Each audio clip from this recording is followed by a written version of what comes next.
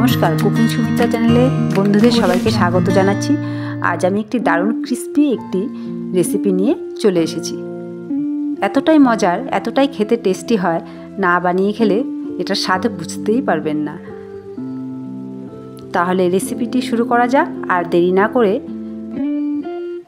বন্ধুদের বলছি, রেসিপিটি শুরু থেকে শেষ পর্যন্ত দেখার জন্য অনুরোধ রইল। এখানে আমি একটি মিক্সিং বল নিয়েছি। আমি আগে থেকেই দুটো আলু সেদ্ধ করে গ্রেটার করে নিয়েছি।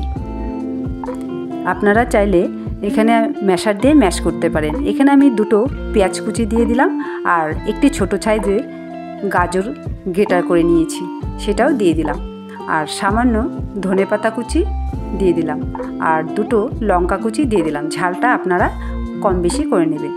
এখানে সামান্য আদা পেস্ট আর রসুন পেস্ট দিয়ে দিলাম, আর স্বাদ অনুযায়ী লবণ, আর সামান্য হলুদ, গরম মশলা গুঁড়ো দিয়ে আমি একটি ডিম ভেঙে নিলাম। এই রেসিপিতে ডিমটা অবশ্যই দিতে হবে, ডিমটাতেই টেস্টি আসবে। এখানে চামচ দিয়ে ভালো করে সব উপকরণগুলি মিশিয়ে নিতে হবে। তারপর চালের গুঁড়ো দিয়ে ভালো করে হাত দিয়ে মেখে নিতে হবে।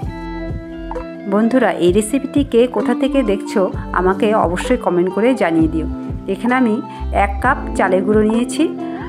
আগে একটু মেখে দেখে নেব রেসিপিটির সাথে পারফেক্ট হয়েছে কি না, লাগলে তারপরে আবার দেওয়া যাবে। এখানে আবার 1/2 কাপও নিয়ে নিলাম। এখন আমি হাত দিয়ে ভালো করে মেখে নেব। এটা হাত দিয়েই মেখে নিতে হবে।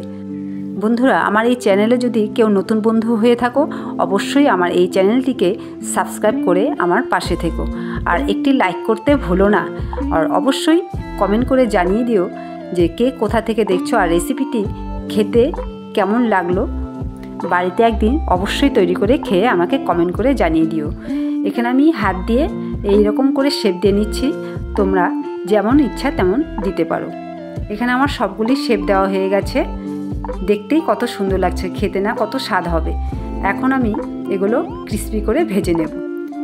এখন একটি বাটিতে আমি একটি ডিম ভেঙে সামান্য স্বাদ অনুযায়ী লবণ আর লঙ্কার গুঁড়ো দিয়ে ভালো করে মিশিয়ে নিতে হবে। বন্ধুরা, আমার ফেসবুক পেজে অনেক ধরনের রেসিপি দেওয়া আছে, কাইন্ডলি একটু ফলো করে দেবেন। আর পুরনো বন্ধুদেরও বলছি, আমার এই চ্যানেলটিকে অবশ্যই একটি লাইক আর কমেন্ট করে জানিয়ে দিও, আর বেশি বেশি করে শেয়ার করে আমার পাশে থেকো। এখন আমি ডিমটিকে ভালো করে লঙ্কার গুঁড়ো আর লবণের সাথে মিশিয়ে দিলাম। আর এখানে আমি কড়াইতে সামান্য তেল গরম করতে বসিয়ে দিয়েছি। এখন ওই রেসিপিগুলি ডিমের সাথে একটু লাগিয়ে লাগিয়ে আমি একটি একটি করে দিয়ে দিলাম তেলের মধ্যে। এখন এই সময় গ্যাসের ফ্লেমটি লোতে থাকবে, আর হাইতে থাকলে রেসিপিগুলি পুড়ে উপরটা পুড়ে যাবে, ভেতরটাও কাঁচা থাকবে। বন্ধুরা, এই রেসিপিটি বাচ্চারা খুবই পছন্দ করবে। অবশ্য দুপুরে আমাদের ডাল ভাতের সাথে, গরম ডাল ভাতের সাথে এই রেসিপিটা হলে জাস্ট জমে যাবে। কিংবা সন্ধেবেলায় কোনো অতিথি আসলে, কিংবা বাড়ির ফ্যামিলি নিয়ে আমরা চায়ের সাথে এই রেসিপিটা আড্ডায় বসে যেতে পারি। আমাদের কোনো এক সময় ঘরে খাবার কিছুই থাকে না, সন্ধ্যের সময় এই রেসিপিটা ভেজে চায়ের সাথে খেলে এতটাই মজার হয়, ক্রিস্পি। আমি একটি ভেঙে দেখাচ্ছি, ভেতরটা সফট, উপরটা মুচমুচে, খেতে এতই মজার হয়, ছোট থেকে বড়রা সবাই পছন্দ করবে। বন্ধুরা, আমি আবার পরের রেসিপি নিয়ে চলে আসবো।